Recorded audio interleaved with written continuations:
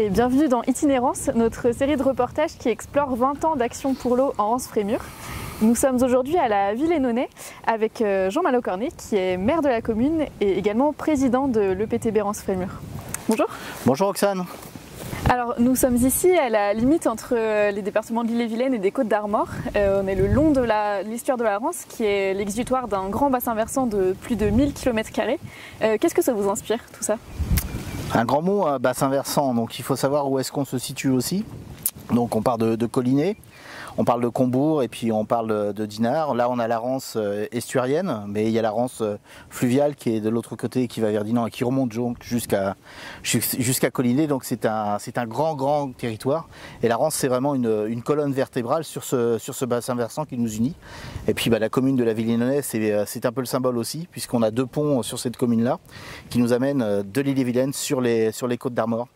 Donc c'est un beau bassin versant avec des enjeux qui sont importants, qui sont les enjeux de l'eau, que ce soit en qualité ou en quantité. Alors vous venez de l'évoquer rapidement, le territoire et le bassin versant fait face à certaines difficultés. On peut parler des pesticides, de l'état de la ressource en eau ou de l'état des milieux. Comment est-ce que par rapport à ça, vous imaginez le territoire dans 20 ans sur ces problématiques? Vaste sujet, vaste problème. Alors des solutions, forcément, il y en a. Traiter les causes, c'est important, plutôt que de traiter les conséquences. Donc là, il va falloir qu'on soit plusieurs acteurs à travailler ensemble, c'est-à-dire qu'il faut qu'on puisse travailler avec les agriculteurs, vous avez parlé des pesticides, il faut qu'on puisse travailler aussi avec les communes et l'assainissement, parce que ça aussi c'est un enjeu qui est fort concernant l'eau. Donc demain, il faut construire ensemble, et là derrière, si on a cette ambition-là, forcément on va réussir. Mais l'enjeu, il est primordial, si on veut une amélioration, si on veut créer, il faut le faire ensemble.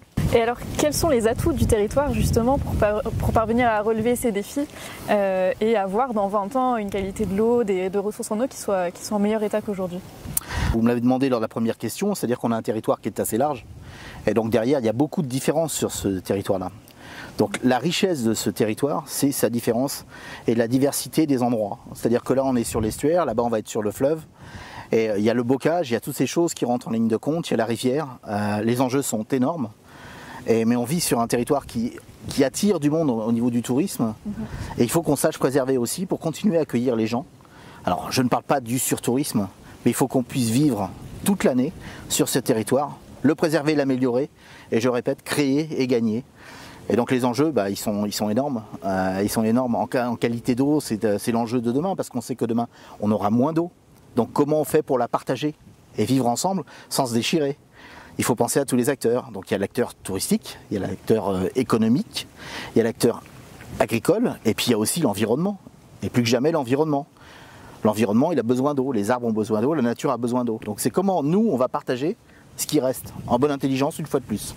Est-ce que vous auriez un petit mot de conclusion? Oui, l'enjeu primordial pour demain, c'est la zone humide. C'est restaurer ces endroits-là, c'est pareil de boiser là où il faut l'être. Penser au bocage. Parce que c'est des endroits où on va avoir de l'eau en hiver, qui va être là, qui va être stockée, qui sera rendue l'été.